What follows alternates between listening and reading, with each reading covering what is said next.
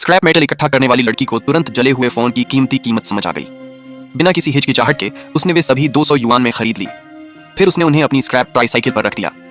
उसे हैरानी हुई कि अगले ही पल सभी टूटे हुए फोन एकदम नए आईफोन में बदल गए। लड़की को भी अपनी आंखों पर यकीन नहीं हुआ। ये स्क्रैप ट्राईसाइकिल सच में भगवान जैसी गाड़ी बन गई थी। कुछ दिन पहले ही लड़की मुश्किल से गुजारा कर रही थी, दुनिया के अन्याय पर दुख जता रही थी। अचानक उसने ट्राईसाइकिल से एक सिस्टम की आवाज सुनी। अगले ही पल एक सुनहरी रोशनी उसकी आंखों में आ गई। जब उसने फिर से जमीन पर स्क्रैप मेटल को देखा तो वह यह देखकर डर गई कि उसे उसकी कीमत दिख रही है। उसने तुरंत एक पानी की बोतल उठाई और उसे टेस्ट करने के लिए ट्राईसाइकिल पर रख दिया। सच में पानी की बोतल सोने के सिक्के में बदल गई थी। तभी उसने एक बूढ़ी औरत को एक टूटा हुआ ब्रेसलेट कूड़ेदान पर रखते देखा। लड़की ने अपना हेवनली आई सिस्टम चालू किया, जिसने उसे बताया कि ब्रेसलेट 10 सोने के सिक्कों में ठीक हो सकता है। उसने जल्दी से पानी की सारी बोतलें जो उसने अभी अभी उठाई थीं ट्राईसाइकिल पर रखी और उन्हें रिसाइकिल कर दिया। लड़की ने 10 सोने के सिक्के जमा करके ब्रेसलेट ठीक कर लिया।